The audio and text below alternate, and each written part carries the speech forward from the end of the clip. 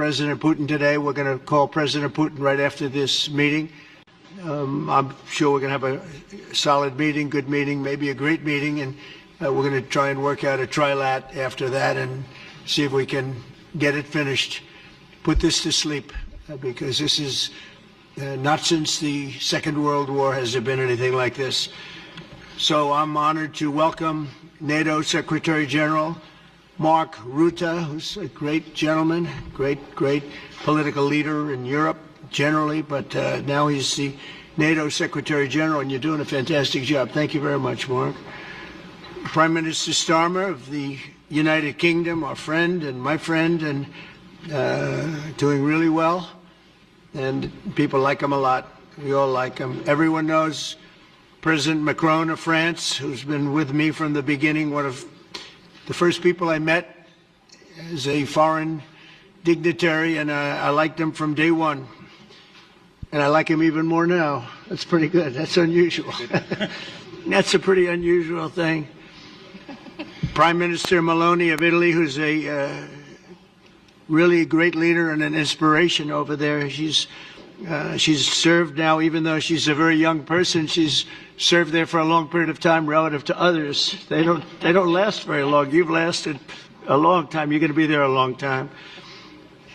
Chancellor Merz of Germany, who is a very strong person and a very strong leader and very highly respected in Germany. And he's my friend, and it's an honor to have him as my friend. Thank you very much. Very good. You look great with your tan. Where did you get that tan? I want to get a tan like that. President Stubb of Finland, and he's somebody that, where are we here? Huh? Where? Oh. You look better than I've ever seen you look. But you've done a great job, and we wanted to have you here because you're somebody that we all respect.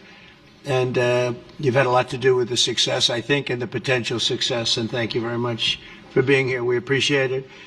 And the President of the European Commission, Ursula von der Leyen, who is somebody that we just made a big deal with all of those countries. I don't know. I think you might be more powerful than all these guys at this table. I don't know. But we had a great negotiation, and you're respected all over the world. So I want to thank you very much for being here. It's a great honor to have you. The Alaska Summit reinforced my belief that while difficult, peace is within reach, and I believe that in a very significant step, President Putin agreed that Russia would accept security guarantees for Ukraine, and this is one of the key points that we need to consider, and we're going to be considering that at the table also, like who will do what, essentially. I'm optimistic that collectively we can reach an agreement that would deter any future aggression against Ukraine, and I actually think there won't be. I think that's even overrated, largely overrated, but we're going to find out, and I think that the European nations are going to take a lot of the burden. We're going to help them, and we're going to make it very secure.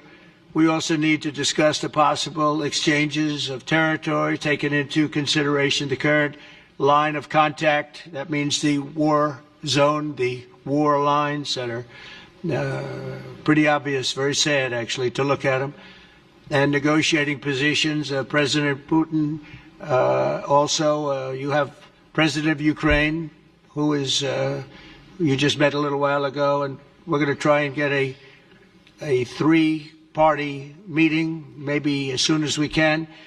And I have a feeling you and President Putin are going to work something out.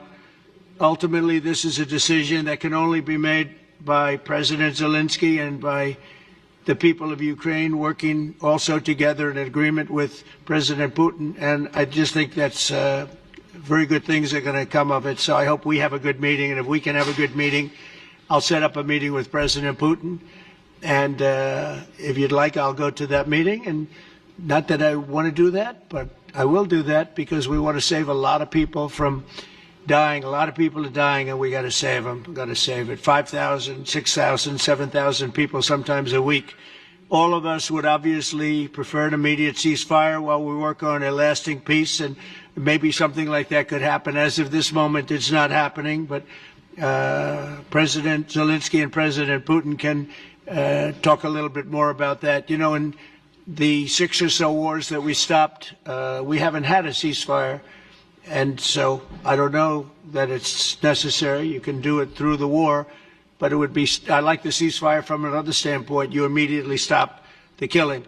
But I believe a peace agreement at the end of all of this is something that's very attainable, and it can be done in the near future.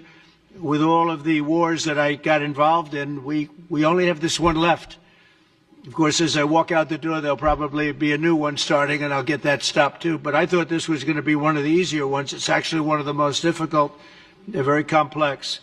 The next step would be for a trilateral meeting, and that will be worked out. And I just look forward to working and having a great result. We're going to spend a lot of time today talking about, and we're really honored you guys came over. I mean, these are the heads of major countries and respected all over Europe.